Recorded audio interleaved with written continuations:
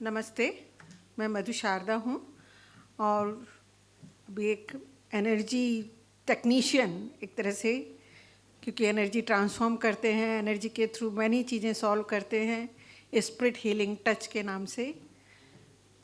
तो और तो कुछ भी नहीं है, बस ये लाइफ है। लाइफ का अपना एक प्रवाह है जीवन का, जिसमें बहुत खुशियाँ भी होती हैं, पर कभी कभी पेन भी आ जाते हैं। इतने गहरे पेन होते हैं कि लगता है सब कुछ ख़त्म, पर वही हमारे लाइफ का टर्निंग पॉइंट होता है कि हमको उस वक्त उठना है या टूटना है।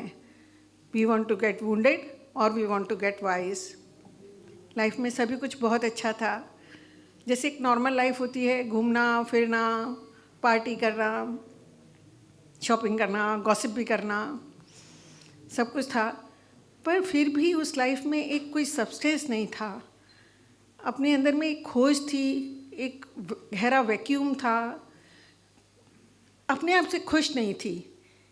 तो वो नाराज़गी अक्सर शिकायतों के रूप में, गुस्से के रूप में दूसरों से निकलती थी। पर फिर लाइफ में एक टर्निंग पॉइंट आया कि बच्चे अलग घर में, बेटा अलग घर में रहने गया। तो उस समय मैं इमोशनली एकदम ब्रेक हो गई। लगा अब तो जीने की कोई वजह ही नहीं है,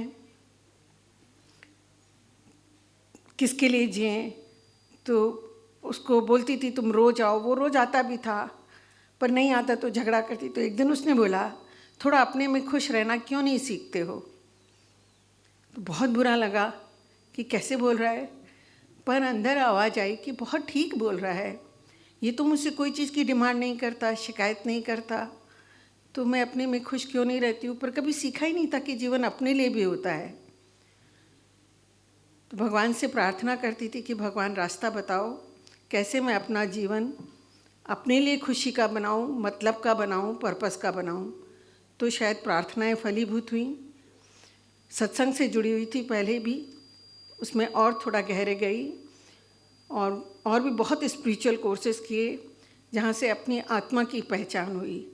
तब पहली बार समझ में आया कि जीवन तो वास्तव में स्वयं के लिए ही है, दूसरे तो केवल इसमें सहायक हैं, वो हर तरह से सहायता ही कर रहे हैं। पर फिर भी माइंड बहुत परेशान रहता था, रेस्टलेस, अंदर बहुत प्रश्न तूफान। तो कॉर्निश मिला, वहाँ काउंसलिंग के कोर्स किए और भी बहुत सारे कोर्सेज किए ऑनलाइन तरह तरह के, जहाँ अपने इनर चाइल्ड से पहचान हुई, उसको जाना, उसको पहचाना। सबसे बड़ी बात, उसको सुनना सीखा। लगा मेरे अंदर भी कोई एक सा है जो खिलना चाहता है, जो अपनी प्रेजेंस बनाना चाहता है। राहें तो मिली, पर चलना इतना आसान भी नहीं होता है। It takes lot of hard work, discipline, great determination and immense inner strength. तो जहाँ चाह वहाँ रहा। फिर प्राणिक हीलिंग मिली, उसके सारे कोर्स किए, रेकी के सारे कोर्स किए, तरह तरह की हीलिंग सीखी, कार्मिक हीलिंग, एंसेस्ट्रल हीलिंग, सब। तो आत्मा की पावर मिली, क्लैरिटी माइंड की मिली, और कॉस्मिक एनर्जी का सहारा मिला, जिससे अपने शक्ति चक्रों को जाना, उस शक्ति को यूज़ करना, ट्रांसफॉर्म करना जाना। बस फिर तो जैसे अपने पे काम करने का एक जुनून सा हो गया। आज उसका एक ट्रांसफॉर्मर, सबसे बड़ा ट्रांसफॉर्मेशन लगता है कि जो मैं अपने से ही निराश थी, मेरे पास ही जीने की वजह नहीं थी, आज जाने कितनों के जीवन में सब्सटेंस लाने में, सॉल्यूशन लाने में, उत्साह लाने में सहायक हूँ। 200 से ज़्यादा लोगों को हीलिंग सिखा भी चुकी हूँ, जिनके जीवन में पॉजिटिव चेंज है।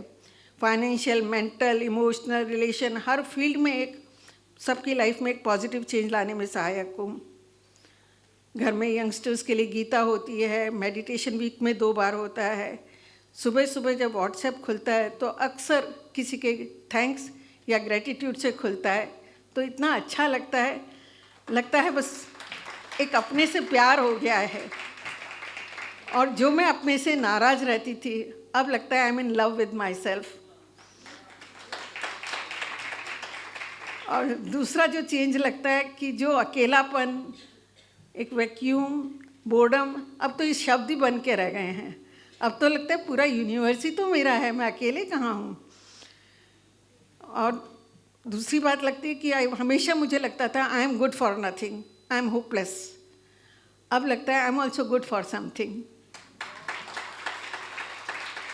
और अब मुझे सबको देख के लगता है कि अगर मैं इस एज में आके गुड फॉर समथिंग हो सकती हूँ, तो सब यंग लोग तो कितना गुड फॉर मैनी थिंग्स हो सकते हैं।